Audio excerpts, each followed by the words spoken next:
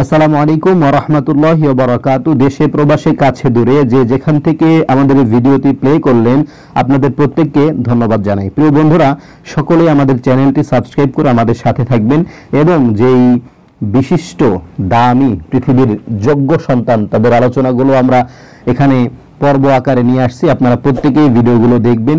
এই 1 minute 5 minute 6 মিনিটের ভিডিওগুলো যদি আপনারা মনে করেন উপকৃত হচ্ছেন তাহলে অন্যদের কাছে ছড়িয়ে দিবেন ইসলামের স্বার্থে। প্রিয় বন্ধুরা, আজকে যেই ব্যক্তির ব্যাপারে আমরা আলোচনা করব তিনি হলেন হযরত হাতেম আল আসাম রহমাতুল্লাহি আলাইহি। মৃত্যু 237 হিজরি 851 খ্রিস্টাব্দ। এ উম্মতের লুকমান হাকিম। তার মুখে কখনো দুনিয়ার আলোচনা হয়নি। তার মতো করে কেউ লুঙ্গি পড়তে পারেনি।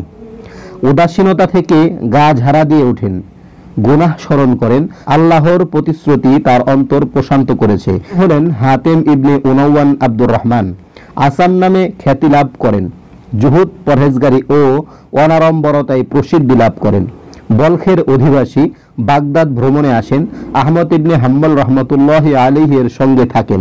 কয়েকটি যুদ্ধ জয়ে অংশগ্রহণ করেন। আসাম নামে খ্যাতি হওয়ার কারণ হলো এক মহিলা তার কাছে মাসআলা জিজ্ঞেস করতে এলো।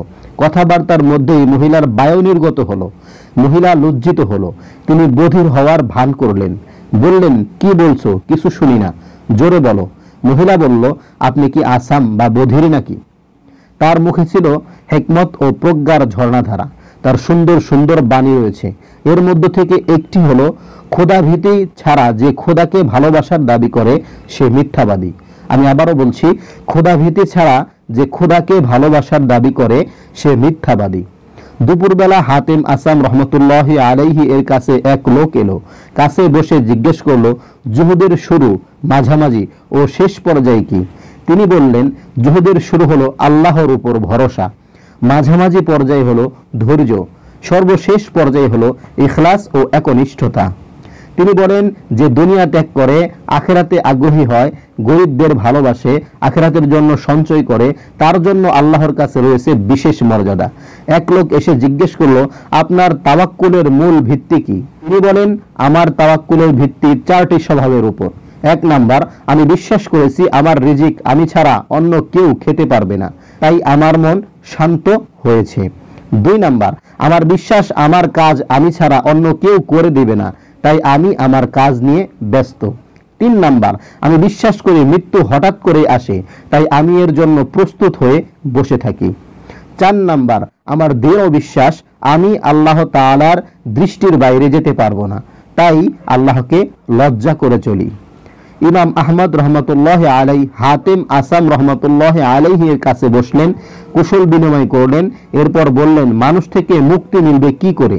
হাতেম রহমতুল্লাহি আলাইহি বললেন, মানুষকে নিজের সম্পদ বিলিয়ে দেবে, তাদের সম্পদ তুমি নেবে না, তাদের হক আদায় করে দিবে, তাদের থেকে নিজের হক চাইবে না, তাদের কষ্ট সহ্য করবে, তাদেরকে কষ্ট দেবে না। আশা করি এগুলো করলে মানুষ থেকে নিরাপদ থাকতে পারবে। একবার ফকি আসেম রহমতুল্লাহ আলাই তার কাছে এলেন, বললেন, কিভাবে নামাজ পড়ব শিখিয়ে দিন।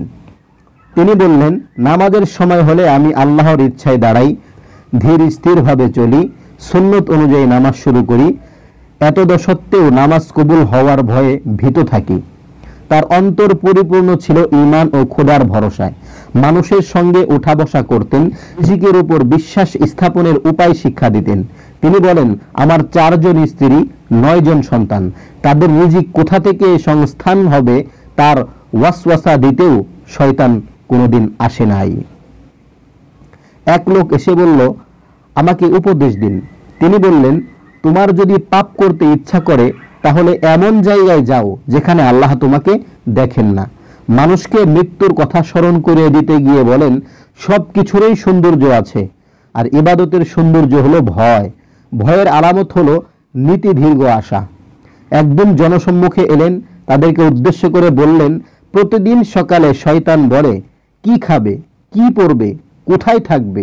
আমি আবার বলি, প্রতিদিন সকালে শয়তান বলে, কি খাবে, কি পরবে, কোথায় থাকবে?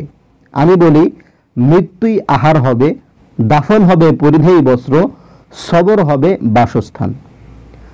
237 হিজরিতে তার আত্মা পরকালের কিস্তিতে আরোহণ করে।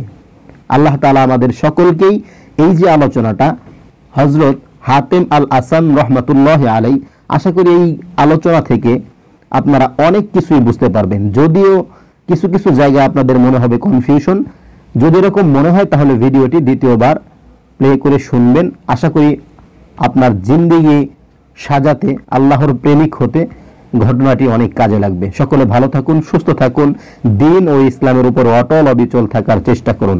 ধন্যবাদ। আসসালামু আলাইকুম ওয়া রাহমাতুল্লাহি ওয়া বারাকাতুহু।